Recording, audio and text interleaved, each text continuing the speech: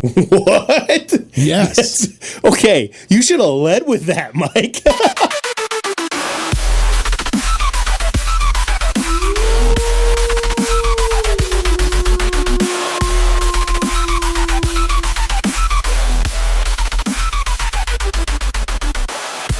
Welcome.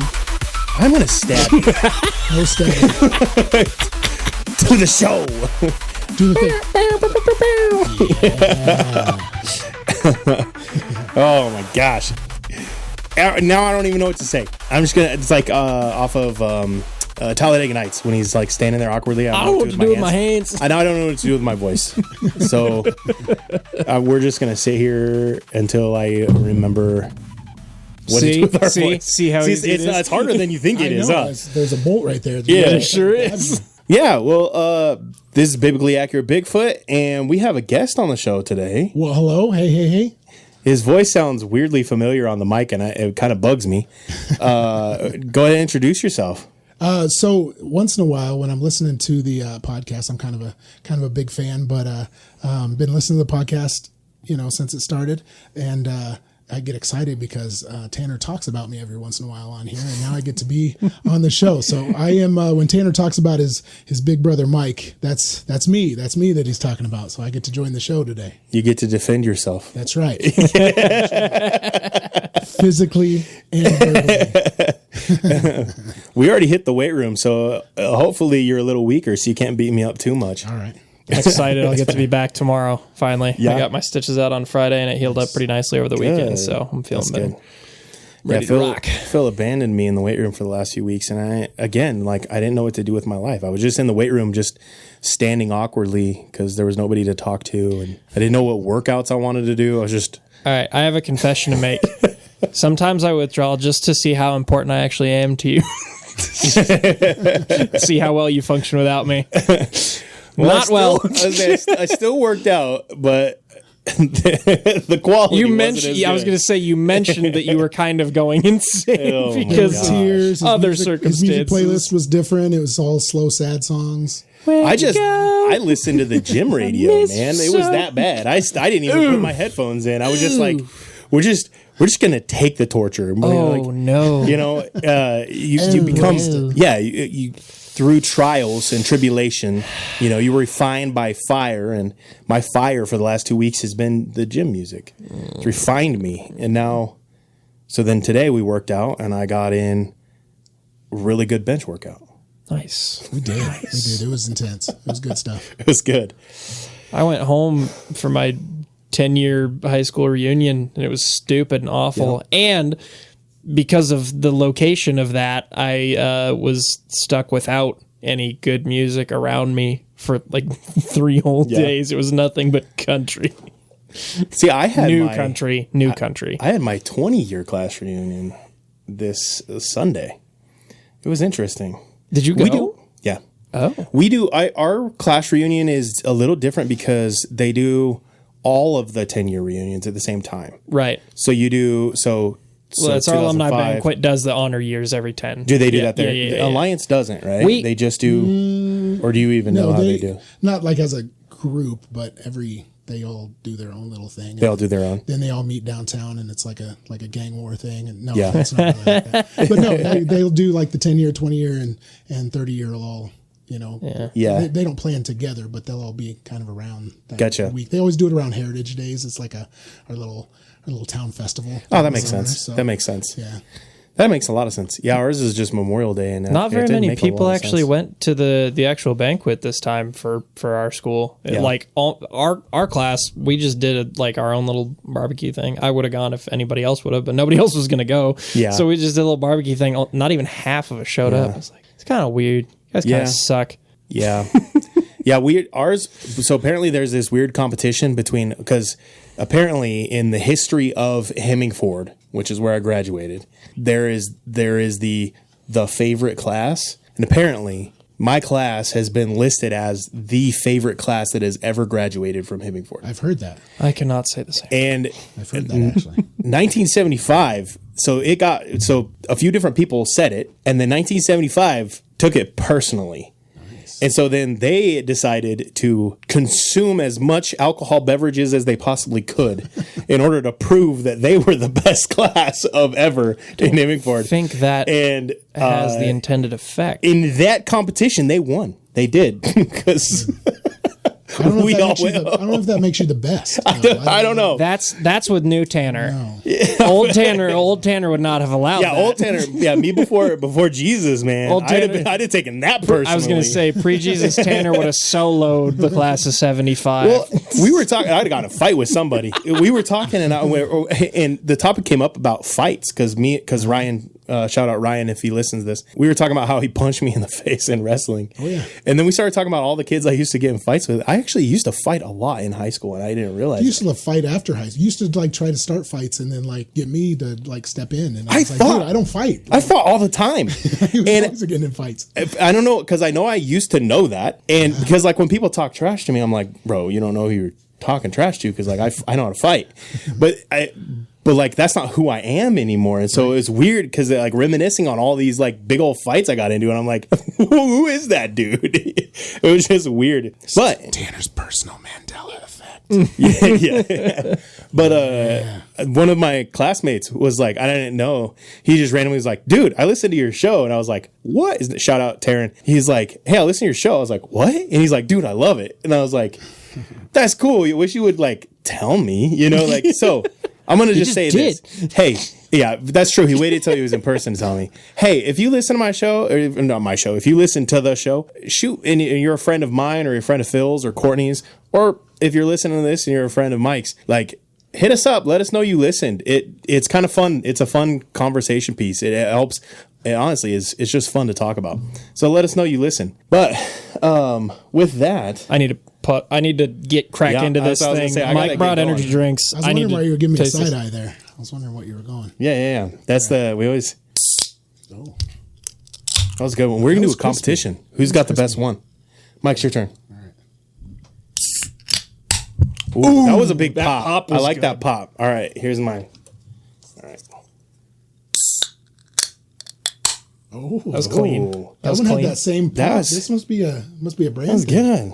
So, Mike, tell us about what you brought us. Well, I heard Tanner talking about this energy drink called Rise, RYSE. Oh, that's good. And Yes, it is. so I was traveling with my daughter this last weekend, and we stopped at Buc-ee's. You've never been to Buc-ee's? It's like the Disneyland of gas stations, and it's ridiculous. So I went in there, and my daughter's name is Macy. I was like, Macy, we got to stop and get some energy drinks for the podcast. I bet Buc-ee's has the wildest stuff you can get in person. Let's go check it out. And we came and I saw these right away, and I was like, ooh, we're getting the Rise, because I've heard Tanner talk about those. So, and so that's why I grabbed these.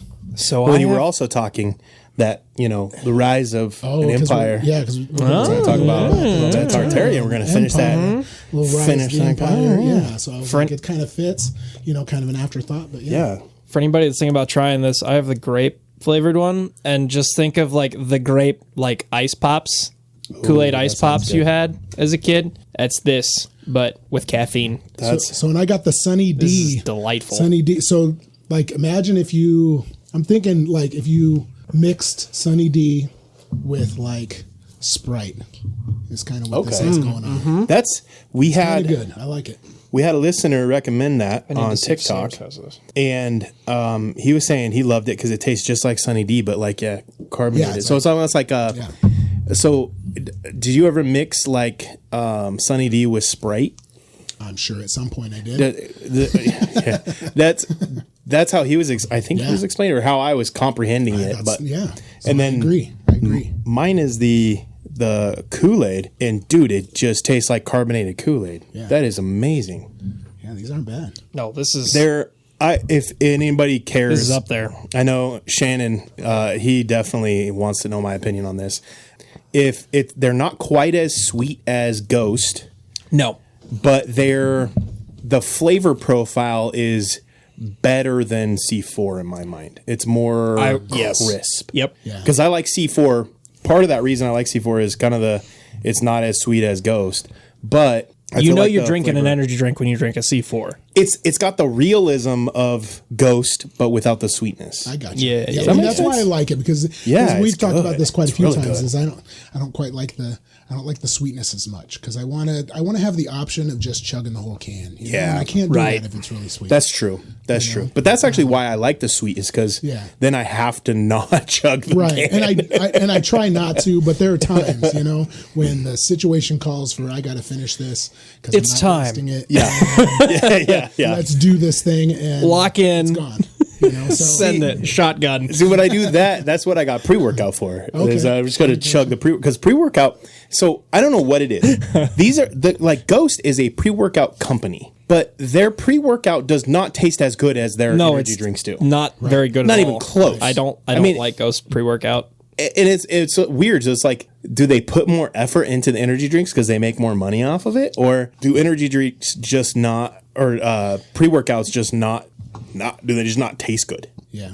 Well, are they just Bucked not Up supposed is to? the flip side of that. Because Bucked Up, like a lot of their energy drinks are not very good, but their pre-workout is phenomenal. I don't know. I like Bucked Up. It depends. It depends on which You gotta get energy the right drink. flavor, though. Because like the ones that our Walmart carries, Okay. were the ones I tried first, and I was like, "This is not good." I now have had Bucked Ups that The I do. gummy Yeah, we've deer had the gummy deer is I like that's one. I don't think of my I've favorite. had I like that. the gummy deer. I think Family Dollar has that one, and I did try it. Might have to check that one out. Yeah.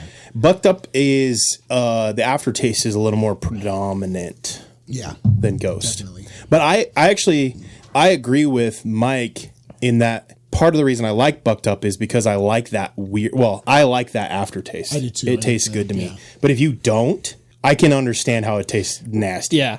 Because Well- I call it an acquired taste, but Yeah. an Well, then energy you've got. drink connoisseur. Well, then on the So a wine expert is called sommelier. What would we call an expert on energy drinks? We got to come up with a fancy a French name. crackhead, a gym bro, How do you say that in French though? crackhead, gym bro. The addict. Hey, we got to pick our addictions. That's the people who drink coffee and like coffee. I try to explain to them that they don't actually like the taste of coffee. They are addicted to the taste of coffee. Yeah. Yeah. Because if the first time you ever drink black coffee just straight, it's nasty. But if you drink it enough, it starts to taste delicious. And so energy drinks, if you don't like them, just keep drinking them. You'll get addicted like us. Oh, man. I don't know that I can get addicted to the Insane Labs pre-workout. The That heavy stuff- stuff. have you ever I Am had that? God. No. I Am God is dude. It's They don't so even potent. try Like the no, flavor. it's just like Like this is Here. orange. Okay, You're wait. like, I got a great pre-workout What? story. okay, Right. go for it. So my oldest son, Caleb, shout out to Caleb because I know he started listening to the podcast too. Hey. He's a good kid. I say kid, he's an adult now. But we were He is, we were and it scares lifting, me. and he had never really tried workout, and so he awesome. got this workout in the mail that he wanted to try, and I don't remember what brand it was, but he had seen the big dogs in the gym dry scooping. Just taking the scoop and putting it in their mouth and just chewing up the powder. So we had seen him doing that, right? So Yeah. so he decides, because we run a jiu-jitsu gym, so he decides right before jiu-jitsu he's gonna dry scoop this new energy workout. He doesn't tell anybody. He just comes in, and about halfway through this session, he disappears. And I'm like, where's he at? I said, where did Caleb go? And so I went looking for him. I found him huddled in a corner in a ball, just rocking in a corner. And I was like, dude, are you okay? And he opens up his eyes, and he's just like big eyed. And he looked at me and goes, he said, I can see my heartbeat. And I said, you can hear your heartbeat? He goes, no, I can see my heartbeat. My heart is making my eyes, Oh my God. I can feel the pulse in my eyeballs. And I was like, dude, go drink some water and walk around, man. Yeah. So I don't think he dry scooped again. Oh man, dude, dry scooping is not for the faint of heart. That's if he, how old was he? Oh gosh, he was 16, 17. Oh, dude, that's like, That's man, brutal. Have you dry scooped? I think we've talked yeah, about it. I've done like a half scoop. I think of like my heavier stuff. If I'm I feeling haven't done like, a full scoop of the I Am God, dude. I might just Yeah. die. if I'm embodying so full gnarly. crackhead mode, I'll dry scoop. But I might need to try it because That's a lot of caffeine that just hits your system. Well, and also because you're dry scoop, because you absorb through your mouth, really. That's why like chew and stuff like that, because it absorbs. And so you immediately start absorbing that caffeine, and then you swallow it, and man, it hits you fast. Yep. Oh man, that's a great story. I can see my heartbeat. Yep. Wow.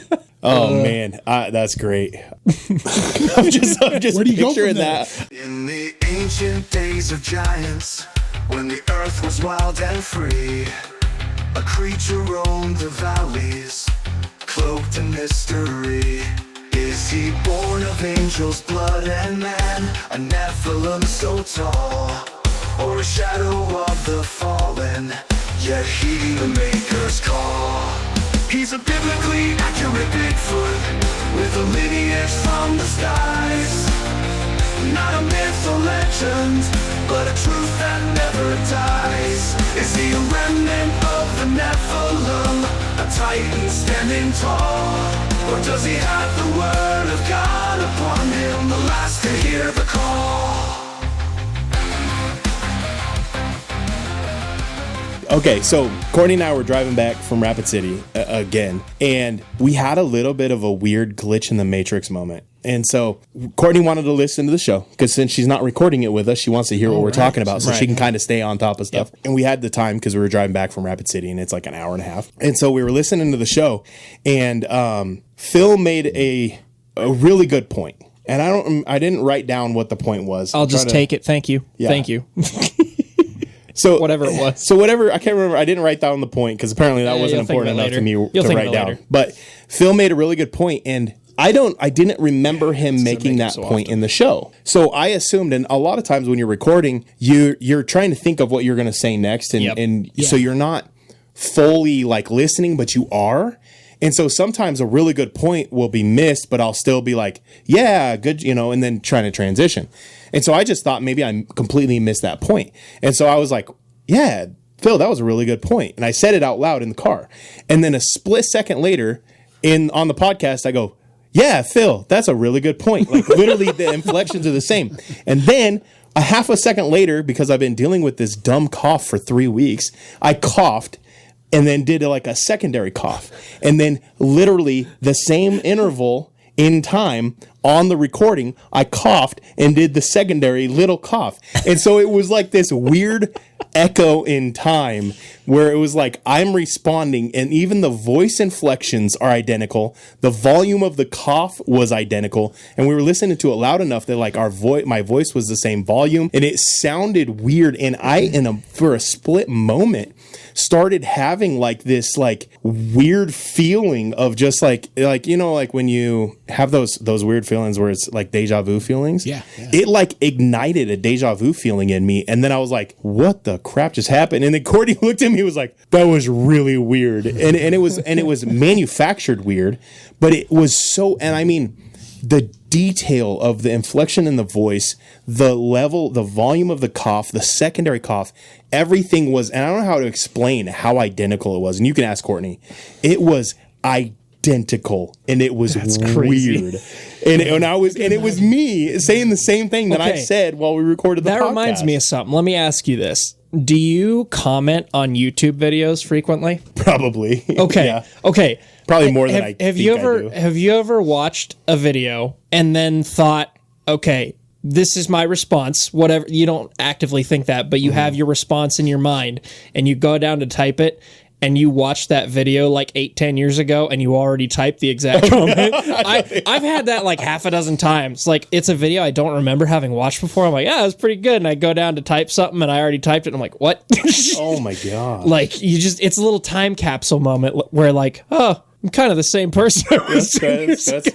That's amazing. Huh. I don't know if I've ever known that. Has ever done that? Yeah. I couldn't tell you a single example, but I know I've done it a few times where it's just like, I watched this already. I don't remember. Interesting. But I thought the same thing then that I was thinking just now. Okay. And now speaking of the memory thing, Mike and I were talking about on the way back from working out. So a couple weeks ago, we talked about the Chick-fil-A and how I had this very vivid memory of going with my brother to the Chick-fil-A, and he can corroborate Well, so when I was corroborate, is that the right word? When I was listening to the podcast and you were talking about Chick-fil-A and we were talking about, as you're talking, I completely picture, the giant, diamond formation floors and the Chinese restaurant off to the left. And I remember going to that because I love that Chick-fil-A. Mm-hmm. And we were talking about that, but my brain had already reset to it spelled CHICK. Like that didn't, I was like, come on, Tanner, because I don't know if you guys know this or not. I argue with my truck when the podcast is on out loud. It's really annoying to the rest of my family. So I'm like, Tanner, no, come on. I argue with Tanner and he's not even there to defend himself. But anyway, so we're going there. And so we were talking about this Chick-fil-A thing. And I remembered that when we first started stopping at a Chick-fil-A in Cheyenne, Wyoming, because we drive through there quite a bit. We stopped at that Chick-fil-A. I went to my GPS and I was trying to spell it CHIK.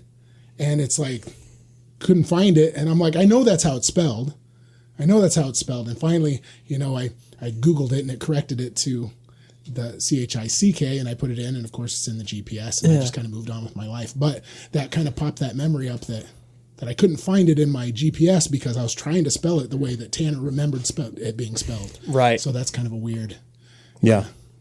Interesting. Kind of supports that memory, and maybe we just get so used to the Mandela thing that we just start accepting all these things. And that's the thing that worries me about it. Because I feel like it has to be intentional with some of the examples of how that has been reinforced by the companies that are saying, no, it was always like this. Mm-hmm. No, it wasn't. And it wasn't. Why are you lying to me? Well, and with some things like Mike and I were talking about, some things are so easy to manipulate on memory that it really, realistically, they could do that. And part of, I think a lot of people think the Mandela effect is fake, and whether it's real or not, that's your own, make that decision yourself. But a lot of people assume it's fake because they don't think that, hey, that's not possible to, change that and fake it. Everybody would remember. Right. But we were talking about how that really, realistically, in real life, it really is pretty easy to manipulate people's memories. Mm-hmm. And I'm sure you experienced that with being on the police force or being a sheriff's deputy, that there's, even just the way you ask questions can manipulate the way that they remember in the moment what they were trying to remember. Well, and I came across this 80-20 principle, and it was for, so I haven't credited myself in what I do and stuff. So, I'm actually a licensed therapist, and I work as a school counselor, but I'm a licensed therapist. And so brain stuff is it's my jam. It's what I do. And so, there's this principle that has to do with business that's called the 80-20 principle. And I was talking to my cousin about it this last week in Colorado, and it kind of popped in, and I was thinking, I started applying that principle to memory and started looking at some things, and, I figure about, and there's no way to prove this, but, about 20% of our memory, the memory we remember as 100%, only about 20% of it is real. And your brain kind of fills in the rest based on, your past experiences, your knowledge base, your belief systems, things like that. And a lot of times it's pretty accurate, but sometimes it's not, so I don't know, if that has anything to do with it or not. I don't know. Just ideas, but yeah. Yeah, and it's the what show is it? It's the Goofy Magician, not Chris Angel, the one that's even goofier. If you saw him in real life, you would think he's the biggest nerd in the world. Gosh, Carbonaro, whatever. Yeah, Carbonara effect or whatever it's called. Yeah, he did a thing where that's food, man. Huh? That's food. Carbonara's food.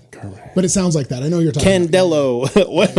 The light measurement. Dude. Yeah. I know you're talking about. Yeah. Cheesy magician effect. But he was doing this thing where they were so he'd be at a shop and they would have one person checking him out, and then they would bend over to grab the merchandise, and when they came back up, they'd be a different person. And the bulk of people were just continued on, didn't even realize it until the other person would come back out and then be like, here's your, here's the bill or whatever. And then they'd be like, what the?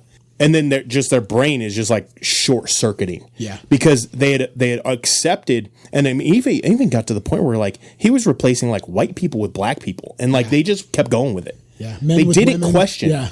Yeah. They just can, and now every once in a while, some people are like, "Where did you come from?" But most people were just like, "Okay," and just continued on. And so then when the other person came out, they're remembering the other person now all of a sudden. Yeah. And then their brain is just going, what happened?" It's very easy to manipulate. I already told Tanner, I said, just wait. We start talking about hypnosis and stuff. I'm going to mess Phil up over there. I can't wait. I'm such a skeptical. Like, it's so funny that that this is the podcast that we decided to do because like I'm such a skeptical person overall. I just like I have to like actually see it to fully believe things for the most part. Yeah. And so like I don't know, hypnosis. I've volunteered so many times. Every time there's ever been like a hypnotist, like the college or something like that, I'm like, whatever, come on. I gotta see if this is legit. And I don't know, I never get picked. So I'm excited. Yeah, we'll have to figure out what week we're gonna do it. And side note, get ready for it. On the subject of cheesy magicians, did you ever see that clip of David Blaine doing a trick to Harrison Ford? And Harrison Ford gets like freaked out. Like he don't like it. Like it is visible. He is visibly uncomfortable. Like David Blaine's a weird one, man. Yeah, he's like weird. that's That one. That's one that I'll pull up the clip for you after the podcast. But dude, Harrison Ford's just like I think he goes like get the out of here, like go away, like get away from me. I don't like there's something weird with you. I don't like it. I have not seen that. Speaking of weird, so I just wanted to hit on really quickly the topic of AI. Have you seen the new Google Veo or whatever that just got released? Have you seen it? I don't know. So they just released it like a few days ago, and the video that it produces is so real that like they're straight up like people are making videos about it, and like in the videos, like I've seen it on a couple on TikTok, and they're like, you know, what are we going to do now that our jobs are being replaced? Like, what are we going to do? And it's like this heart-wrenching thing. And then on the bottom, you read the caption. It's like, just so you know, this video is 100% AI. And it's real enough I hate that. For the first time, I actually had a hard time realizing that it was AI until you got to look hard. Yeah. And the only thing that I could find that showed me that it was AI is stuff in the background. Because they'll pan out and then they'll pan back, and the background will be just a little bit different. Right. But the people are like, they're real. And it's like, it's scary level. And people are starting to talk about like that AI is now at that point where you can't trust. Like, and before it was getting pretty realistic. Right. But with the new Google Veo, I think Google Veo 3, I think is what it's called. Yeah, VEO, Google VEO 3. It is ridiculously realistic. I don't like that. And then they had another AI that it blackmailed its developers when the developers told it was going to be being shut down. Yeah, I did read that. I read about that. It blackmailed them. Now it was all set up to see if it was capable of doing it. Right. Because as they're developing it, they're testing it. And so they provided it, quote unquote, with folders. But it was as if it was like on their saved computer. Yeah. And so the AI found the folder with the blackmail and then tried to blackmail the developers when they told it was going to get shut down. Yeah. And didn't they tell it to shut itself down? Yeah, it told it to shut itself down. It wasn't going to shut down. They told it to shut itself down. And so it refused. It was basically like AI suicide. Yeah. And it fought it. Yeah. It refused to shut itself down and then, resorted to blackmail. So that tells Skynet. Yeah, that tells me the AI is getting to the point where 4 years out from Skynet. Dude, it's advancing. The level that it's advancing is insane because if you go back and watch the videos from like a year and a half ago, when the Will Smith video came out with the spaghetti and he's like, oh yeah, he's all glitching out all everywhere. That really was only like a year and a half, 2 years ago. Yeah. And their advancement, and so what's that rule that technology advances on itself times 10? So as you start to advance in technology, you advance faster and faster and faster and faster because the have you heard of that? That principle? Exponentially faster. Yeah. And so just think if we got from demonic Will Smith trying to eat spaghetti, like, I don't know how you explain that. Like, he's all warping, manipulating out. So we got from there to here in 2 years. What's another 4 years going to look like? The thing that I find crazy is scary. How many movies and like series of movies do we have explaining why something is a bad idea, and yet we continue to do it anyway? Tanner and I briefly talked when we were lifting today. We were talking about how, like, comic books, so many science experiments, things like that, and ideas that science makes real originated in comic books. Things like the collider and things like, dark matter and all those things started in comic books. And then some scientist was like, hey, I'm going to see if I can make this happen. I was like, did you not read the comic book? Like, it didn't turn out good for the people in the comic book. Well, that's like what are we doing? Like, we checking to see if it really does that, or what are we doing? Like, let's unextinct dire wolves. It's like, how many Jurassic Park movies do we have? Well, then you got 7. You got China creating super soldiers using insect DNA and splicing it into humans to try to create super soldiers and stuff. The number of I don't know if you guys saw that, but I did that's not. a thing. That's news to me. Thank you, bombshell. The number of things like that it's just like, you have infinite literature explaining why this is a terrible idea, right? And you just do it anyway. So think about even this the good stuff. Are there any positive, happy ending type movies where everybody gets along and it's a great, like, family film about DNA bringing things back? I can't think of a single. Nope. If anybody can think of one, let me know, because closest, it's always bad. I say the closest that you get is like Wall-E, where like they all live on the spaceship and like they don't have to do anything, and like that's the ideal world where we don't have to work, we don't have to do these things, and they're just fat slobs in a chair. And even that is a warning, and that's a bad thing. We don't want to go that way. As happy as that movie is, that's showing us, this is where we're headed. And, you let's don't do it anyway. Go there. Yeah, it's interesting. It's interesting that as humans, we, for beings that are hardwired to survive, how self-destructive we can be. Oh, it's so dumb. I think AI is the next atomic bomb. I just came up with a theory. I think it's going to change the world in a way that, because the atomic bomb changed war. Have we considered the possibility that Wall-E and Interstellar are the same universe? Oh gosh. Oh. I cannot say I've ever thought that. I'm going to have to dig deeper into that. But, just off the top of my head, it feels fairly similar. Oh, my Time gosh. to get out the pegboard and string, man. All right, next week, you're going to tell us how it's the same universe. Sounds good. And then the last thing I want to talk about, and we got just a few minutes before we get to our main topic. I was reading a story, and this is a little bit older of a story, but it's amazing. So apparently, during the last Olympics in France, they had to pass special laws or something like that because the Americans were going over, and in France, pickpocketing is just like a normal thing. Like, people get pickpocketed all the time. The Americans were going over, and people were trying to pickpocket the Americans, and then the Americans were beating the daylights out of these pickpocketers who were not used to people fighting back. I feel so patriotic. And that might be the most American thing. I love that absolutely so much. That makes me so happy. So then the police came out in France and were warning the Americans, because the Americans started turning it into a game. And they started wow. They were figuring out how many pickpocketers they could beat up. And so they were carrying around fake wallets and stuff, trying to entice pickpocketers. And then when the pickpocketer would go, they beat the crap out of them. Wow. And so then the police were like, well, stop doing that. And so they had to create a special set of rules for the Americans over in France because they were beating up all the pickpocketers. And that moment is one of the first times I've ever, in a conversation, because Americans who travel don't get a good rep, because usually, my theory on that is because it's usually the wealthiest of us who are the ones traveling the most. Turds. So they kind of typically, it's not the average American. The average American, when they do travel, I feel like they're respectful and they want to learn, whatever.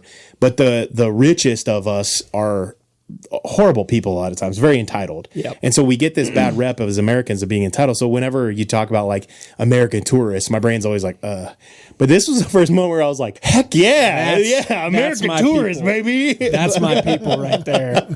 And like the French, even the French people were mad at Americans. They're like, stop beating everybody up, blah, blah, blah. Like, this isn't America. And we're Stop being scuzzy, stop pickpocket stealing turds. money, dude. What's wrong with you? Learn not to keep your money in your pocket. Learn not to get beat up by me keeping my money in my pocket. Like, learn to leave my money in my pocket. Yeah.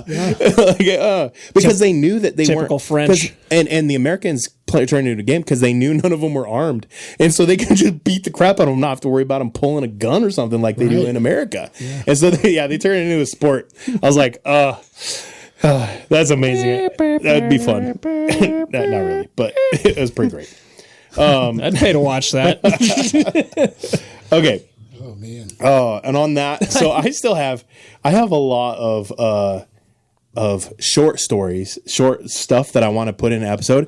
But for today, outside of Americans beating up French pickpocketers, I think it's part all day. I like the part of me likes the fact that there were French pickpocketers too, because it's just like I don't know.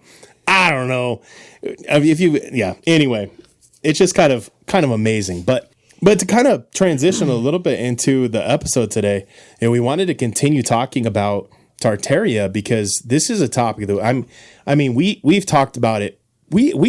All in, last week, all said and done, we still spent a half hour on the topic, and literally I didn't get to my first point. Yeah. We just talked about the Great Wall of China. Discord has been popping.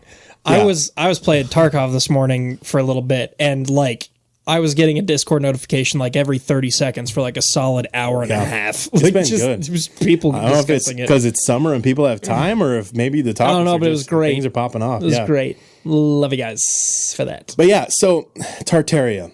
If to give you guys kind of a rundown, if you haven't listened to the last couple episodes, go do it. But if you don't want to, basically, we kind of explained last week that one of my issues with Tartaria is that it's kind of become this catch-all where all these conspiracies get thrown at Tartaria and just lumped into Tartaria. But at its roots, part of the reason, or the way that Tartaria came into existence as a conspiracy theory is that up until the 19th, pretty much up until the 20th century, it was on maps. And Mike, you even said we were talking briefly about it, that it even had its own flag. Yeah, there's a flag for the Empire of Tartary, and stuff. And it's like this. It's got this like dragon type thing with like a fishtail. It's like supposedly it's like 7 different animals combined together. It's on the flag. Now, if you look on like one of the USSR flags also has a knight stabbing this thing, like showing that they had ended the Tartarian. Yeah. Interesting. That's Russia. Ruski.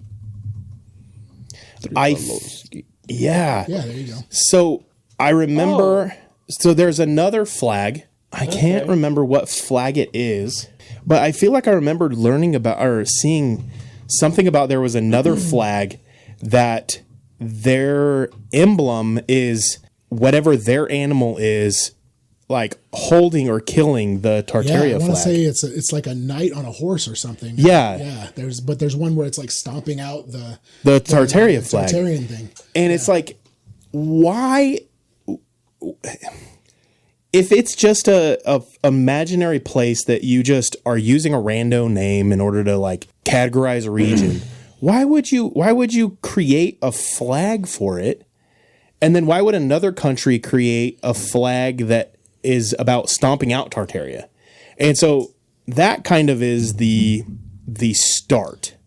That's the basis from what I could tell of where the Tartaria conspiracy theory begins. Well, because now, according to today's world, and we kind of talked a little bit about Mandela effects a couple weeks ago, kind of leading into this, because now we're being told that Tartaria never existed, right? That it didn't exist at all.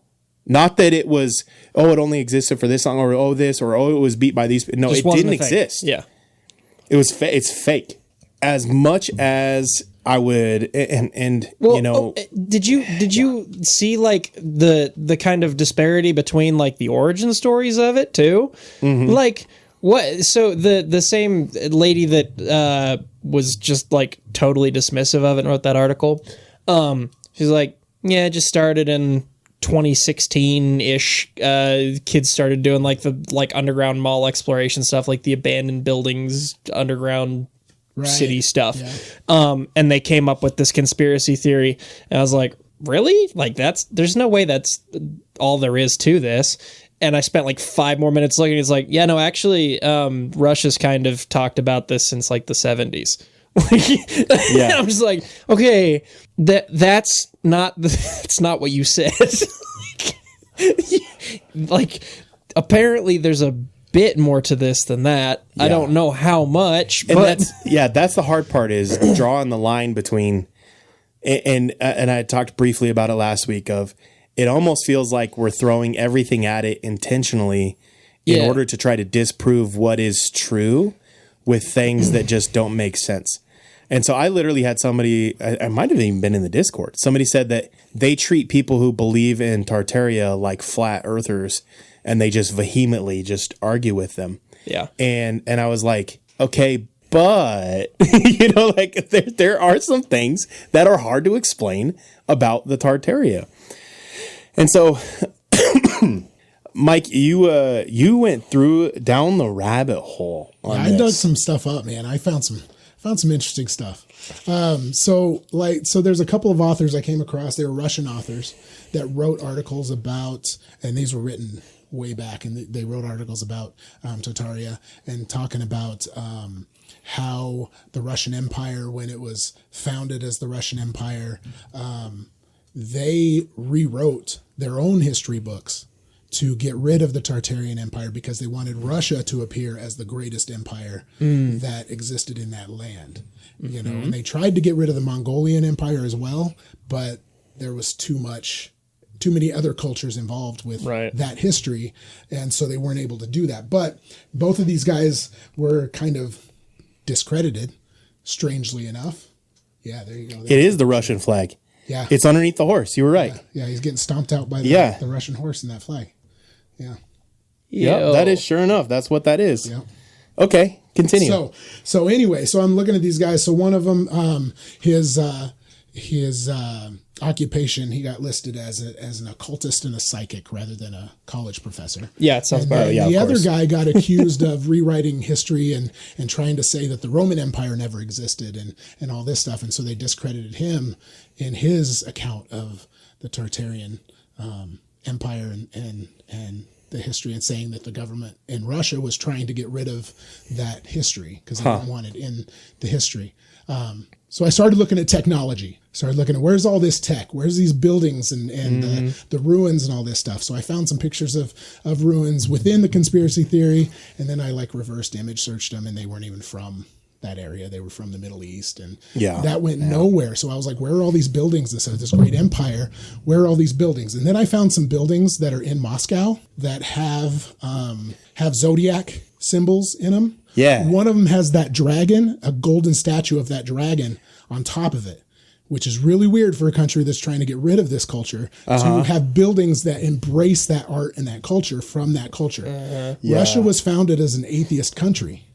They were founded as an atheist country very strongly, like America was founded as a Christian-based country. Russia was based as an atheist country. They were trying to get rid of all religion, including the Tartarians. Why would you have that in modern day? So what they did, I think, my theory is, they just took the buildings and the technology over. Yeah. Just took it over. Just painted over. Revamped it. Yeah. Repackaged it and put it out as, because Russia had a huge technology burst in the 1800s with Alexander the Great and all those guys.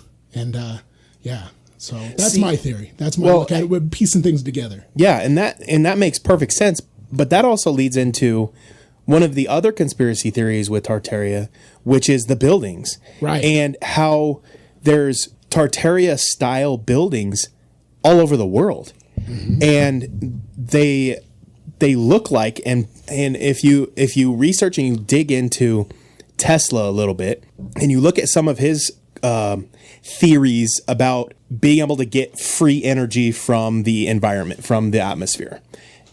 When you look at these buildings, they look very similar to what Tesla theorized we could do in order to build buildings that could get energy for free from the atmosphere. And so these buildings kind of have that same, the large dome with the peak at the end, and then just the style of the building. Yeah. And you see that style all over the world. And now the alternative of that is that people then intentionally replicated that style because it's beautiful. It's beautiful architecture. But the amount of detail that goes into some of these buildings, like one way or the other, whether or not these buildings actually did exist worldwide, or whether or not the alternative, which is kind of more my thought process, is that we just used to care more about how buildings looked. And a building that took 6 years to build was normal. You know, there's the cathedral in Cologne. Yeah, it took 600 years to finish. Right. Yeah. And it is the most beautiful building in the world in my mind. It is intimidating. Yeah, that thing is insane. That's the first thing I think of when we started talking about like the architecture stuff. Yeah. I was like, dude. I think a lot too, like in ancient That cultures and building's stuff, when experts are saying we don't have the technology to build something like this. Well, I think we do. We just don't want to spend the time. Right. You know, I think we absolutely have the technology, and I think they did too. They just spent generations. You know, your great grandfather started this building, and I'm still working on it. Yeah. So, and but you know, with that, it like small town Nebraska, we can just go to your local courthouse. You know, most of these courthouses were built and they spent some time and some money on them. But then in subsequent years, they've not wanted to spend the time or the money fixing them up. And so they look like that's a great example. Yeah. Patched up, like at its roots. You're like, I could see where the beauty is, but it looks horrible. Yeah. So then the alternative is, instead of spending the time and the money to fix them, they just destroy them and put in something that's easier to maintain. Right. That's less pretty. That's easier, metal, skyscraper, whatever. But they talk about one of the other theories that kind of go into the building thing is that they claim that, and this is people who are trying to claim all of these things belong to Tartaria. One of the theories is that these buildings, the Tartaria or whatever, built them all over the earth, and then in the U.S. specifically, that they then went into all of these cities where Tartary had established buildings, and then did the World Fair, and then constructed this thing to go around it, and then destroyed them because they were temporary buildings. Now that one actually does intrigue me a little bit, because my thought process is, why would you spend so much time and money to build this setup that is quote unquote the World's Fair thing, and then literally turn around and just destroy it? And there are a few relics, quote unquote, of those. Like, I should have written them down, but I feel like I don't want to be quoted on this, but I feel like I remembered hearing that like the needle in Seattle was a World Fair product, and I think something like that.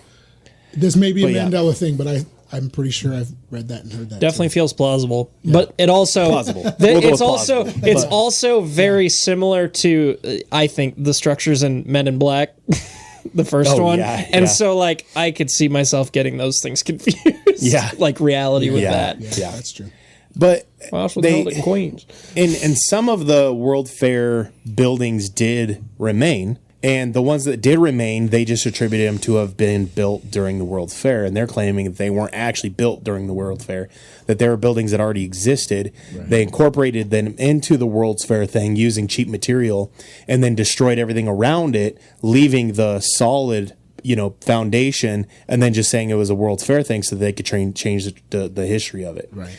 My biggest problem with that is, wouldn't you now? I guess here, like, I deviate from that, at least that part of the Tartary theory, because I feel like Native Americans would have passed down a lot more lore about these random immaculate buildings that throughout the United States, that existed. I feel like they would pass down at least some lore about them existing, even if whether people were using them or not. I feel like there would be some Native American historical lore about unless them. there's some organization, oppressing that knowledge. That's what I was thinking. That's true. And there's theories that's what happened. It's very similar to the Native Americans, the way they treated the Tartarians when they started to diminish. Well, so then to cover up the next step to cover up that, I think, is the mud flood theory, Right. Which I don't know. What are your thoughts on the mud flood? I couldn't get behind the mud flood theory. It felt like it was just kind of a thrown in there. We don't know, so maybe there was a mud flood. Yeah, I don't know. Everything I found, I didn't find anything that was real solid or believable. And then it just seems like somebody had a theory about it and said, "What if this happened?" And I don't know. It didn't carry as much as some of the other stuff I found. And so then to go with the mud flood, and the mud flood, if you don't know, is basically a theory that there was a global mud flood that basically like reset history a few hundred years ago or something like that, right? Yeah, it would have been in the. Again, don't quote me. I think it was like as recent as the 1800s. Yeah, I was going to say like 17 or 1800s, right? Yeah. And America would have been established and everything. Like, well, so then they then say that in order to repopulate the region after the mud flood, that's where, and it was weird because we talked about the orphan trains completely separate to this. Right. But somebody is incorporated into Tartaria, the orphan trains, in order to try to repopulate these regions that have the quote unquote Tartarian buildings in order to establish cities faster so that they could then change the history faster. Yeah. And they intentionally were sending out orphans from populated cities from the East Coast out to these areas that were quote unquote devastated by the mud flood in order to repopulate this region so they can move forward with that it was us building it and not Tartaria. And that was intriguing to me just because I had learned about the orphan trains separate from this, obviously. Right. They're a real thing that did exist. Mm-hmm. And so, but it was interesting to me because from what I looked up on the orphan trains, they did only really send west. They didn't really send anything east. Yeah. And my brain was kind of like, okay, if it's not Tartaria, which I don't necessarily think it is, but if it's not, why were they only sending orphans west and not ever east? Because there was a huge population on the West Coast too. Yeah. At that time. Yeah. I don't know. You would think that there would be kids being sent from the West Coast back through and picked up along the way on the way to the east. Because they come back with empty trains. But they would just come back with empty trains. And chains. Chains. Maybe. And that kind of, my brain, and so because of that, because there's the unanswered, okay, that's weird. Yeah. Then all of a sudden my brain is like, okay, why is that weird to me? Yeah. What is the reason for that? And I couldn't realistically come up with like a tangible thought. Yeah. I guess I never really thought about that they always went west. Yeah. Yeah. I don't know. They'd go back empty and come back full. And I've never done a deep dig on the, on any of the orphan trains. I just know from doing tours around here and talking to historians and stuff around here, it's something they talk about growing up here in Nebraska. I did, and I didn't do a deep dive on it because it was just kind of a short segment. That's an interesting thought, though. But I did do enough of a dive that I did see that, at least from my research, that it did. They went out west full and came back empty for whatever reason. Interesting. But yeah. So Genghis Khan, tell me, if I'm honest, I'm a little behind on the podcast. I'm not sure what you guys talked about with Genghis Khan. So we just briefly brought up that I got some interesting Genghis Khan stuff for you. Okay. So yeah, all we said was we briefly brought up that Genghis Khan is theorized to have been Tartarian. Right. So I did find some documents like from the 1600s that kind of talked about Tartarian culture and things, which was kind of interesting. Yeah. So, and I'll kind of get into where Genghis Khan fits into this, but this Christian missionary went and stayed with the Tartarians and wrote a book about it in the 16th century. And it didn't give me a name or anything. This was just, it showed the document and it was kind of smeared and everything else. And then it kind of summarized it. And what he said was that the Tartarians did not like Christians, first of all. He compared them to dogs and said they were idolists and that they worshipped a false god. And they did not like that he was there. And so as he sat and watched their religious practices and things like that, he said that they practiced magic, they practiced dream analysis, things like that. They, performed did magic tricks and things like that. But yeah, they talked to their idols, and they would receive instructions back on what they're supposed to do from the idols that they were using and things like that. I thought that was kind of interesting. That is interesting. Yeah, but that there was a religious piece to it too. The Tartarians weren't just, a culture of people. Like there was an actual Tartarian religion involved too that he came across. But anyway, you know what religion that kind of sounds like to me?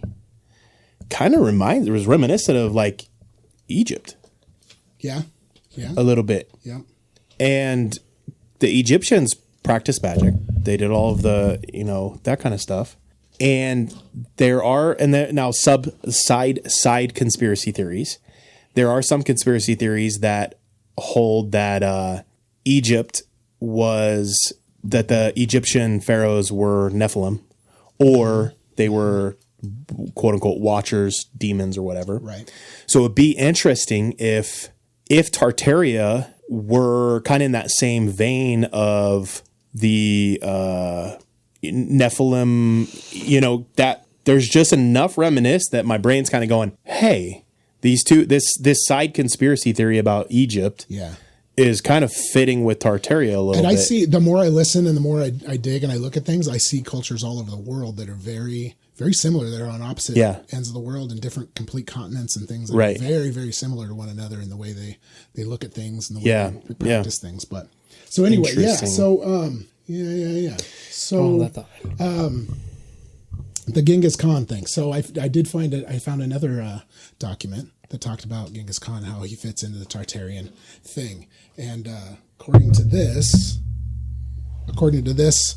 document, Genghis Khan, with his Mongolian Empire, absorbed the Tartarian, and that's where they went. That they absorbed them into their empire when the Mongols were spreading across that country. His brother was the Khan of the Tartarian Empire. The Tartarian Empire and the Mongolian Empire started as the same empire from his grandfather, and then the two uncles. The two uncles split. They split the empire in half Tartarian, half Mongolian. Now I did some digging because this gave like a family tree. A family tree of Genghis Khan, and like who his great grandparents were, and it named them all the way up: great grandparents, great great great grandparents, great grandparents, and then it got all the way up to, I got to look at this name real quick. Calm down, sir. I'm so excited because this kind of blew my mind. Let's see. Oh, this was a book written in 1825. I did find that and write that down, by Edwin Williams, and it was called A Comprehensive System of Modern Geography and History in 1825. And that was talking about how they assimilated all together. I wrote it down somewhere. Oh, here we go. So one of his great grandfathers, his name was Japheth. Have you ever heard that name before? Japheth. It's a biblical name. Yeah. Yeah. Noah's son. Yeah. So in this history book, and this was I think this was a separate one from the Genghis Khan Empire one, but it was another history book that looked at his lineage. And according to this lineage, he was a direct descendant of Noah. And they named them all. They named them all the sons, all the way down to Genghis Khan. Thought that was weird and interesting. I don't know if it has to do with our conspiracy theory. It was just something that caught my attention. My brain is running with that in so many ways. Yeah. But you think about maybe the flood and the mud flood, and maybe, I don't know. Yeah. There's just so many things that...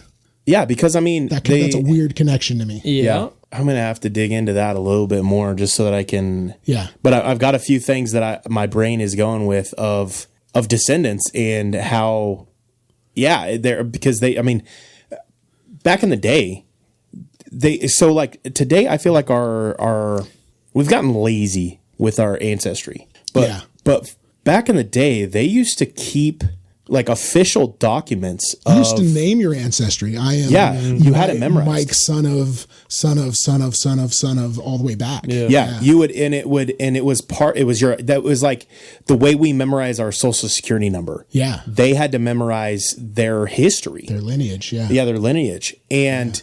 Going back, well, totally fictional movie, but just think of On the Knight's Tale when they're proving their lineage and they have to prove their lineage. That was your livelihood. That was your credibility. Yeah, it was, and especially if you're a noble like a Genghis Khan or a brother of Genghis Khan, they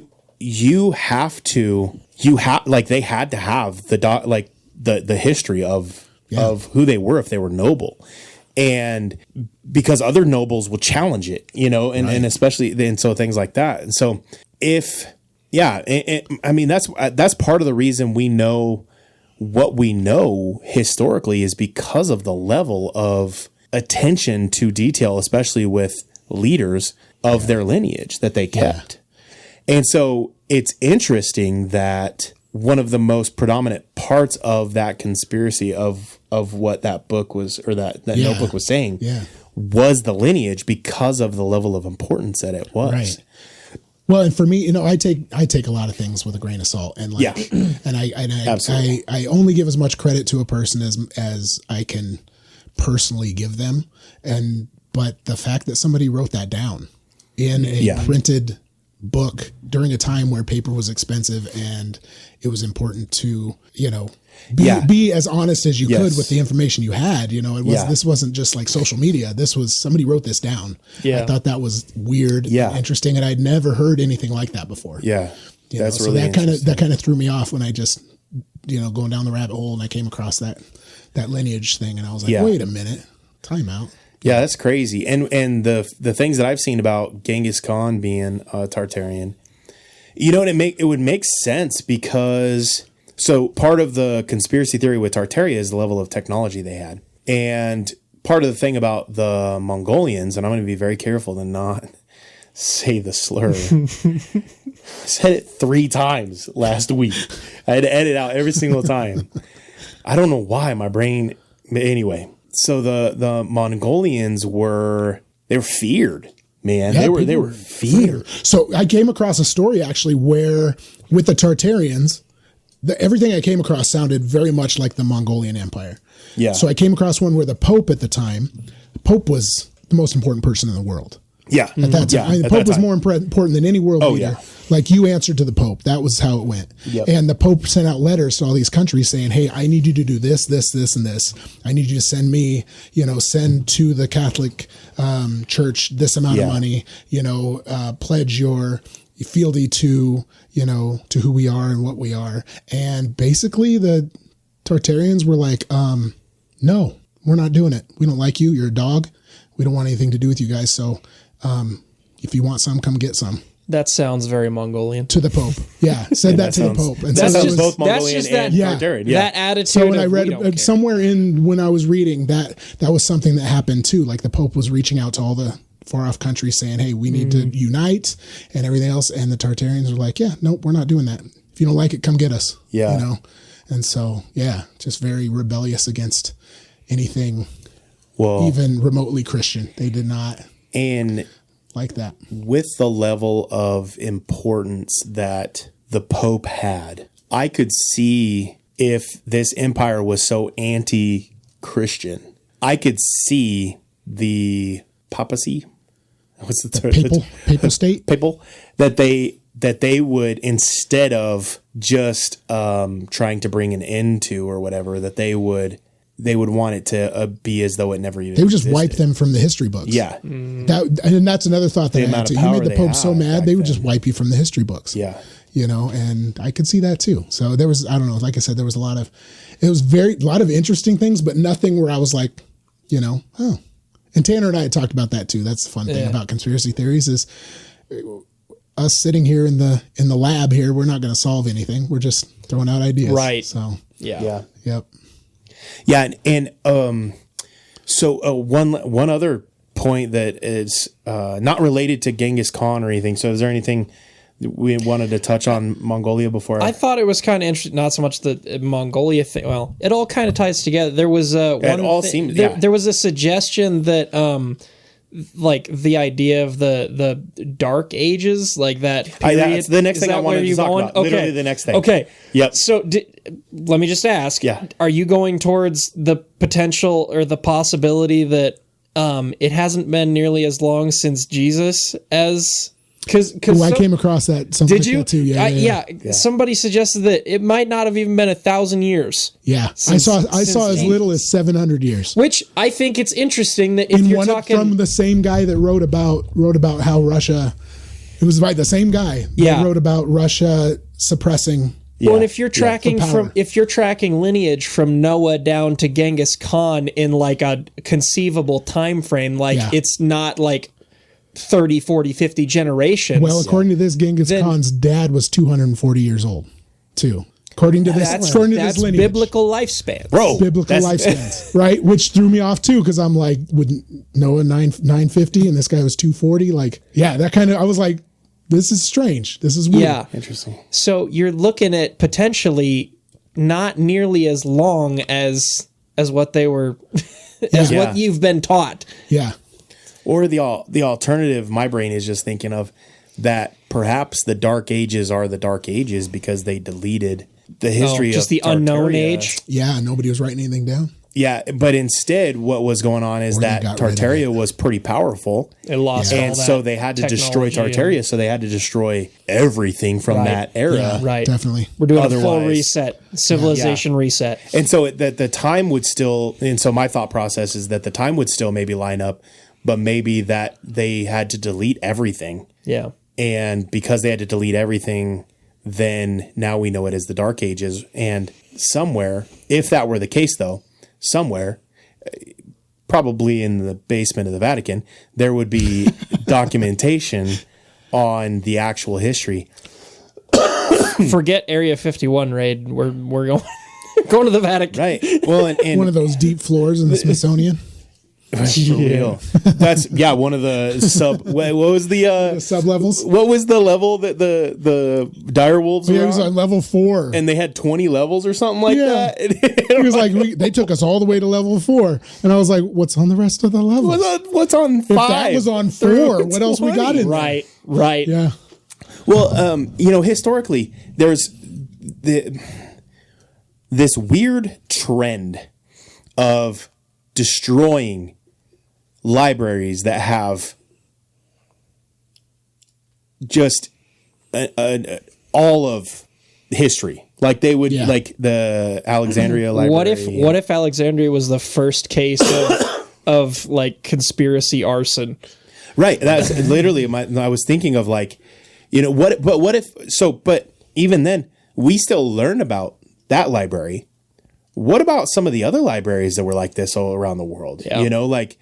I feel like Alexandria at that time wasn't the only library that had a lot of information. Oh, I'm sure. Yeah. And so what if Tartaria could have been a place like that where they collected a lot of information? Right. And it was destroyed in the same way, maybe the same way that like the Library of Alexandria was destroyed or whatever. Like the pyramids, who and how and why. Yeah. And they destroyed it, but like then, again, maybe thinking along the lines of the Pope or whatever, or maybe rivalry, maybe there was a falling out between Genghis and his brother or something, I don't know, thinking of all of it, I'm just spitballing. I haven't even found anything of this. Or, China, you have the history of China and the Here's a thought that I had too. Yeah. So a big thing on the Tartaria was like the technology, and they were way technologically advanced. That technology was in things like water filtration and flight, and I've seen all those things. Those high ends. None of them were in war tech. So you are crazy high level in your tech, but then it comes along this other culture that is expert in war tech, you're going to lose that war. You can't fight them with water filtration. Right. You're going to lose that war, and then they're going to suppress all your tech, or they're going to take it and say it's theirs. That's solid. That's a solid point. I mean? Yeah. So, I mean, that happened a lot in South America, some of the South American, with like Aztecs, Incas, they were pretty technologically advanced for the time. Yeah. And, when you look at those early history books, they were savages, they were, but they were very technologically advanced. Weaponry, they had no reason to be. Yeah. They weren't trying to conquer anybody. And so they got taken over by a country that their weapon tech was way ahead. And then they suppressed that, took it over and said, no, we invented this. Yeah. So. Yeah. And that's, well, okay. Totally. You just spawned a weird random thought that I had. I like to do that. I was talking to Courtney. We're watching through the Blind Frog Ranch. Have you ever watched that? No. It's amazing. It's so fun. Have you ever watched Oak Island? The Curse of Oak Island? I've heard of it, yeah. Okay, so it's almost like the Curse of Oak Island, except for they actually find things. Oh, and the Curse of Oak Island, the joke is that they've spent so much money on the Curse of Oak Island trying to find the curse, find the treasure, that they've spent the treasure's value in trying to find a treasure that hasn't existed or was left. Well, so far I think we're like midway through the second season, but they and I don't want to spoil anything in case you guys want to go watch the show, but they were talking about the historical natives and how the Aztec at one point there's documentation showing that they went up north and brought gold up north. Yeah. And the theories, there's 100 different theories, but one of the theories that they said was they were trying to entice the Native Americans from further north to come down and help them to fight their battle against another rival South American or another native. I don't remember if it was a South American or if it was where they were from. But it was a rival. That's all I remember from it. And I was just kind of thinking a little bit more about it. And I was like, one thing that is astonishing to me is how worldwide there is a absurd emphasis on gold. Yeah. And finding gold. Even now. Gold's value. You see commercials all the time. Invest in gold. Yeah. And there's almost like this knowledge of how to find the gold, how to refine the gold. Mm-hmm. Like it's not something that just like, if I just randomly hadn't learned anything about gold and I came across a rock that had gold ore in it, I wouldn't immediately be like, I know how to smelt this down and get this gold out and make sure that it looks really pretty and shiny. I wouldn't know this. So so there's a process that occurred worldwide for gold. And my brain is going, okay, so across the whole globe, every culture that has ever existed that was powerful had an obsession with gold. Yeah, that is strange. Why? Because that's what they were looking for. I mean, that's what history's books say. That's what the explorers were looking for over here was gold. Yeah.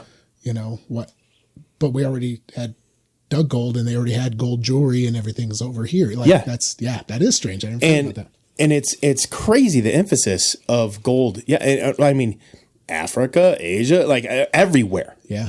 It's rare and it has good properties, but there's other stuff that has similar properties. I don't know why. Right. Yeah, and I mean, if I'm going off of beauty, man, emerald stones are more beautiful to me. And now those were valuable too. I'm not saying they weren't. You also can't, but gold was forge or mold emerald stones. Really, you can just that's true. But silver's pretty. But you combine it with gold. But either way, I mean, even in a pretty it's insane. It's just kind of weird, and it's just kind of a thought. Have you ever held a gold brick?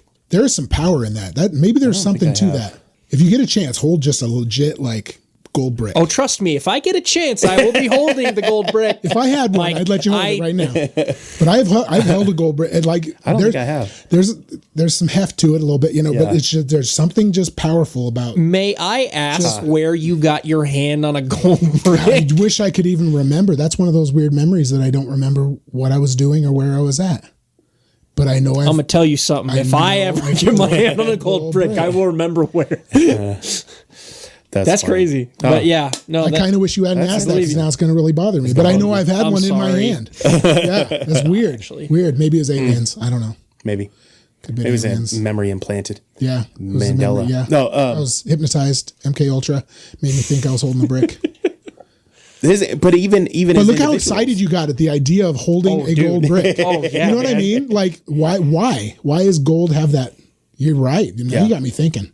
well, it's in every. I mean, that's in even in the folklore. Yeah. Fairy tale folklore, Yeah. Bible. Everything. It's everywhere. As long back as you Forever. can think, Yeah. like gold has been a thing. Like So- it's been important. just for the show and just for funsies, what if that obsession of gold was created by the Tartarian Empire, and they're the ones that spread it all over the world? Not, yeah.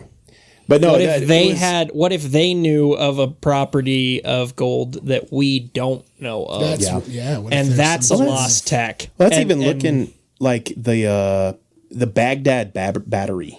You know what that is? Have you ever heard of the Baghdad battery? It sounds familiar. So the Baghdad battery was a historical thing that it basically like they could set up this clay pot and turn it into like a cell, and it could hold a charge. Right, with some like fruit acid and things like that. And copper. Yeah. Yeah, I have heard of that. Let me. I think I read an article one time that like the Ark of the Covenant was set up like that or something. Yeah. Like, yeah. Well, so- that's what gave you the shock when you touched it and stuff. Yeah. Was it was set up like a battery. Set up like a that. battery. But so the Baghdad battery, it would have existed between 250 BC and 250 AD. Okay. That's long before Yeah. we found electricity. Yep. So then instead of, okay, so these Baghdad batteries held power, instead they just used them as a ceremonial thing. Right. So now we got to change what it is, even though we know that they hold a charge. It's weird how we minimize history like Yeah. that. And we'll maximize other history. too. Absolutely. Yeah. It's Yeah. 2,000 years They'll old. find a bowl and this bowl was used for a ceremonial blood. It's just a cereal Well, bowl, that's monuments. you know? The Yeah. pyramids in Egypt. Yeah. The pyramids in Egypt. We don't know what they do. Must be ceremonial. Yeah. Well, do you know It was they're for ceremonial? burial. We No. don't know. Well, there's no other reason, so they must have been ceremonial. Yeah. Well, just because you're too dumb to figure it out doesn't mean that that's what it is. Exactly. You Yeah. know, Yeah. there's so many things that they attribute to ceremony just because they don't know the use for it. Do you do that as a dad? Do you do that with your son? When he builds a pyramid, No. Like ceremonial? Like when you don't when you don't know when something is. When you don't know what something is, you just like make up a fun story about it. oh yeah, absolutely. Because I did that all the Oh, time. all the time. What's And this? Kids Yeah. thought, like just in general, being a teacher Yeah. and things, because I work in a school, kids think I know stuff. And there's a lot of times I have no idea what I'm talking about. I'm just making stuff up. But I always try to disclaimer myself later and be like, listen, I was just making stuff up. I didn't. I do that with But Phil. are we doing that with history? Are we doing that with the history? We don't know what it is. Yeah. So some expert that's- comes in and says, oh, yeah, somebody was buried there. But you know? but guess what? Yeah. To be the first one to theorize that the pyramids were a tomb, that they Yeah. were a ceremonial tomb, Yeah. you now are you are the expert. Yeah. You're the one who created the theory. and- You're the expert. Yeah. So now everybody's looking to you for the information. You just made crap And it's up. very easy to get people to follow along if Yeah. you have that charisma, that Oh, that absolutely. thing, the credibility Yeah. in that. You know, oh, Man, I'm a look at the I'm a Mormon tomb church. expert, so this is a tomb. You know, yeah. Did you hear me? I didn't hear you. I said, look at the Mormon church. Oh man.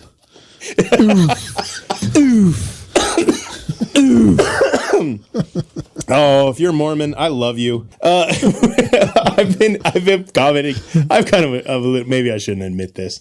I've been commenting. I've been having a lot of posts about more Mormonism popping up in my TikTok, and I keep commenting. Now because of commenting, I know that's why it's showing up. But I keep commenting that the LDS is just diet Freemasonry.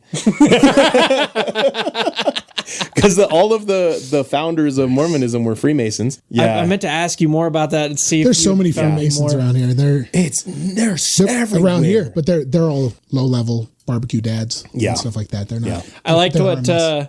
Red had to say about his buddy. Was it Red? Yeah. I was gonna say Yeah, it was somebody. Yeah, and he's friend of his. Yeah. You think they can't spot somebody Right. that would be a security risk? Freemasonry, man. That's the weird thing. The weirdest, and I guess I probably could delete this too. But the weirdest thing that I've found doing this show is how much of this crap ties back to Freemasonry. Mm-hmm. Yeah. So much of it, like the Freemasons. They sponsored MK Ultra. Like what? Like why? What if they were one of the major donors for MK Ultra? And it's like just like we'll just be like talking about something random, talking about Tartaria or something, and then all of a sudden the Freemasons. A lot of times it's in retrospect though too, because like MK Ultra was viewed as a good thing until all the bad stuff started happening, and then it's like, oh wait, time out. We probably shouldn't have done that. Hey, I'm going to make a connection that nobody else has made. Okay.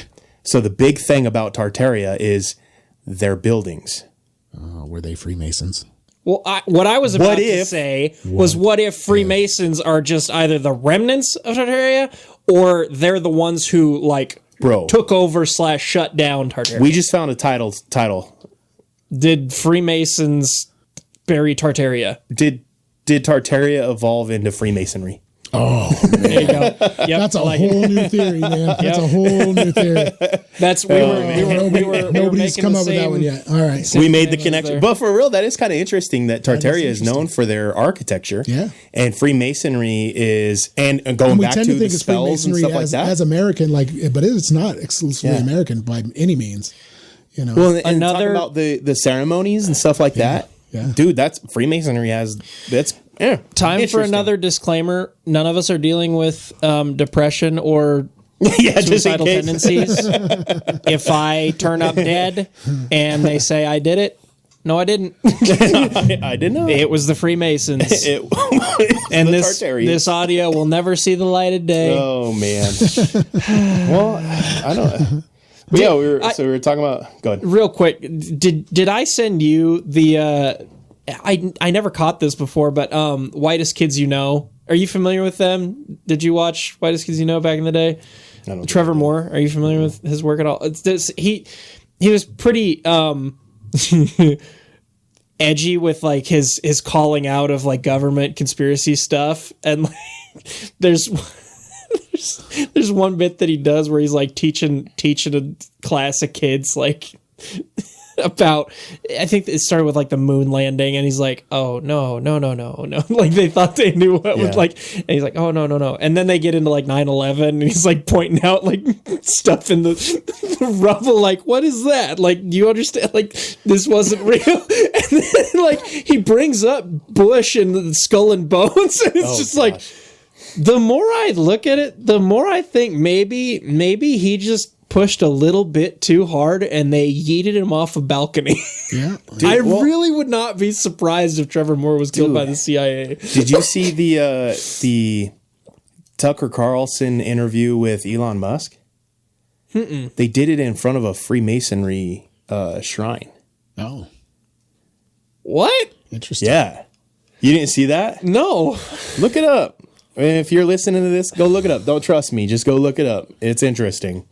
But yeah, to back to Tartaria, I think we can actually finish this today. I don't think we need to go on next week. Okay. Unless you have a lot more stuff have. No, I hit the crazy stuff. So the last thing that I had about Tartaria that was linked to Tartaria is the possibility of their so like because you talked about their infrastructure and that they had like a lot of their technology had to do with their infrastructure and stuff like that. Yeah. Well, one of the other theories that I saw pop up was the connection to that they were actually giants, and that part of the suppression comes back to that they're trying to suppress the existence of Tartaria because the level of giants that it was basically an empire of the giants that maybe were now, if you want to get into some of the biblically accurate lore, that possibly could be Nephilim bloodlines or something like that, but that the part of the reason why they had to cover it up is because of this infatuation that the Smithsonian has and the Smithsonian is a lot deeper than just the museum. If you want to get in, like we're talking the 20 levels of the Smithsonian, like it's a lot deeper than just it's a museum in DC. It's a lot more than a museum in DC. One where the conspiracy theory or not. Thought, why? Do you know why it's called the Smithsonian? I don't. Smiths and Masons. I don't know. That could just be totally coincidental. But that's interesting. It just occurred to me, Smiths and Masons. I do wonder, but yeah. But anyway, so the Smithsonian is a lot deeper than just a museum, and so what if? And the allegation is that the organization that is the Smithsonian, which again is a lot bigger than the Smithsonian, but to what extent we don't know. We don't know how does a random museum in DC acquire the things they've acquired? You know what I mean? Like world history. Yeah. The world is not anxious to share their stuff with the United States. Right. They don't like to. They have stuff. Exactly. The world at large. So what got them that power? Well, but they're one way or the other, the theory, the conspiracy theory about the Smithsonian is that they have been very intentionally trying to bury the existence of giants or possibly Bigfoot as well. And if Tartaria was made up of, or maybe their leaders, or maybe there was even just a bloodline within Tartaria that were giants, it would make sense for them to want to destroy all history of them existing in order to destroy the existence of giants as well.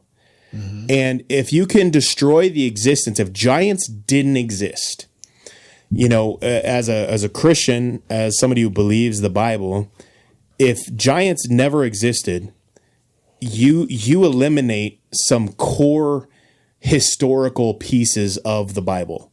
David and Goliath is one of the core places. You have, in Genesis, you have that conversation. I mean, even the creation of the original sin. And I was reading in the Bible just last night, and I started over again in Genesis, and I was reading in, I think it's Genesis 3. And when Adam and Eve sin, and God comes down and he says that the descendants of Adam and Eve will be at constant war with the descendants of the serpent. So it indicates very clearly that there would be descendants of the serpent. Those descendants would be Nephilim or whatever. Mm. So if you can eliminate the Nephilim never existed, well, you just took out the start of, quote unquote, the Bible and its history.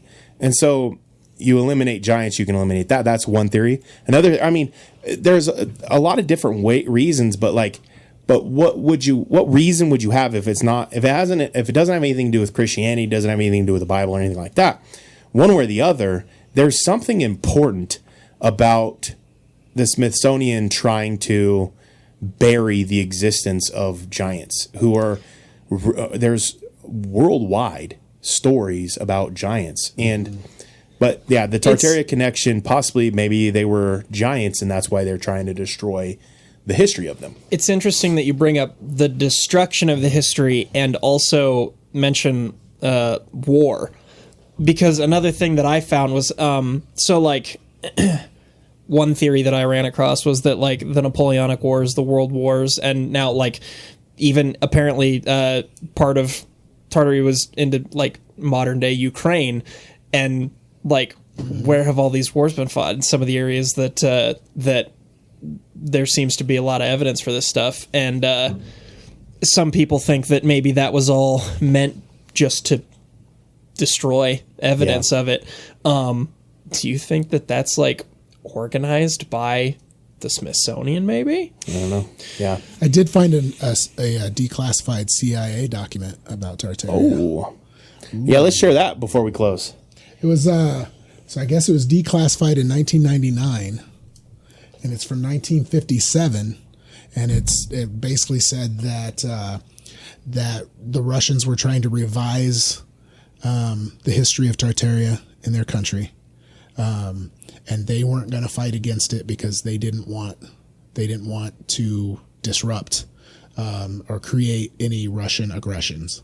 And so they kind of were just going to let it happen. What? Yes. Okay, you should have led with that, Mike. Well, I kind of just was looking through notes and bam. I might have to edit this and put that right at the beginning. Yeah. maybe that'll be our cold opener. I was gonna say that's a mic drop. No, so that's when you're supposed to give them the noise. Yeah, there it is. Now that's the thing that you lead with. You know what you should do? What? Cut this part. You should have like our intro bit and then the intro song, and then after the intro song, it should just go dead silent for a second, and then that. Yeah. And then silence after. I was thinking in the intro song, my voice saying, "What? Why did you save that for last? You should have led with that." And that be the little mic, the music part, so that people know. Perfect. Wait, where? Because they're like, where's it coming? When's it coming? When's it coming? Know what it is. Yes, they have to listen to the whole thing to get to that moment. Yes, I think I might do that. But anyway, start with I have a declassified CIA document here, and then you should have led with that. Oh my gosh, that would be good too. Yeah, a double one. But man, dude, those declassified CIA documents. There's some crazy stuff in there. People just go about their day like it didn't happen. It doesn't. Those documents don't exist. But the wording's weird. But when you read through it, that's what it's saying. Yeah. It's saying basically we don't want to start anything with Russia, so we're just gonna let it happen. That's crazy. That's from the 1950s. Dude. But yeah, well, I don't have anything that would be the start of the start of the Cold War. Yeah. I mean, there'd be a real tangible fear of wanting to start something. So yeah, we'll just pretend like. So let's in 1999, I think some CIA operative was or like desk jockey was just like, I got to get this off my chest. Y2K is coming. Everything's gonna die anyway. The world's ending tomorrow. Here, world. Cold War prevented you from knowing this. Yeah. Well, let's take a second. Let's assume or pretend, whatever word you want to use, that is 100% true. Right. Which I don't know. It came from the internet. It came from the internet, but also if it's a CIA document, you can look up that CIA document, because I have done that on the show. And more often than not, I actually do find the CIA documents, like the ones on the remote viewing and stuff. There's some weird stuff the CIA has been doing. But let's just assume that's true. So in 70 years, we have deleted an entire country that existed up until and was on maps until the 19th century. Mm-hmm.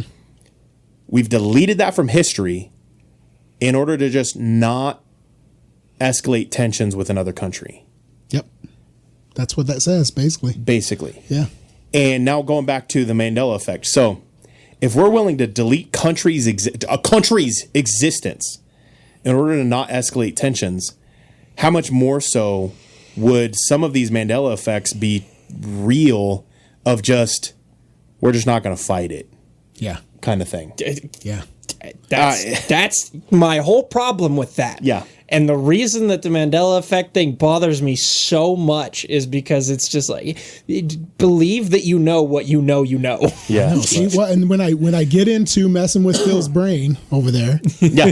part of the thing you got to understand, I told Tanner this earlier, part of the thing is I have to create some chaos. Yeah. And then I have to clean it up. Yeah. And that's how you can make somebody think something happened that didn't really happen. Right. And things, Yeah. Speaking of chaos, my hold for that book finally came up, so I need to get listening to or listen to Yep. So well, with that, man, that was an episode. that was intense. It was probably going to end up being one of our longer episodes, but man, that was jam packed.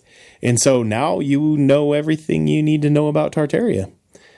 Which is nothing. Absolutely nothing.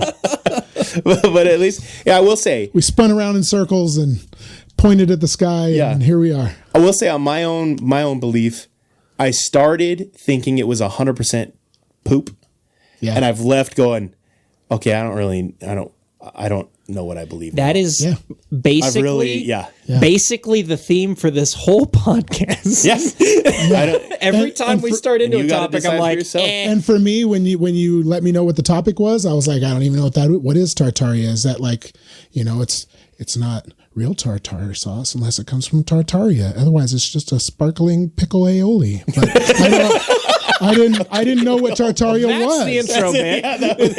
I didn't know what Tartaria was. But so I started digging in. And I was like, wait, I know about this. Why do I know about this stuff and this flag in this country? And like, that was interesting. Yeah. That was fun. That was fun digging in like that. Well, and Mike's going to be a regular guest this summer as long as Courtney's out and he has free time. And so we look forward to more episodes with you. Heck yeah, man.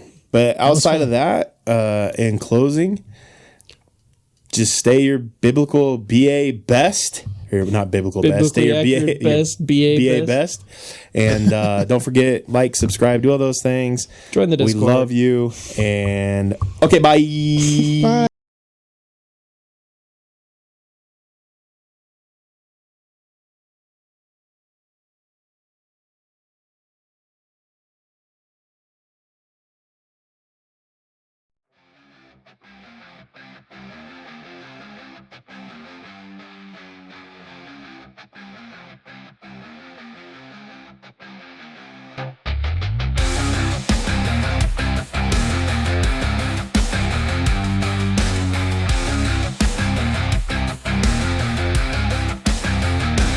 In the ancient days of giants, when the earth was wild and free, a creature roamed the valleys, cloaked in mystery.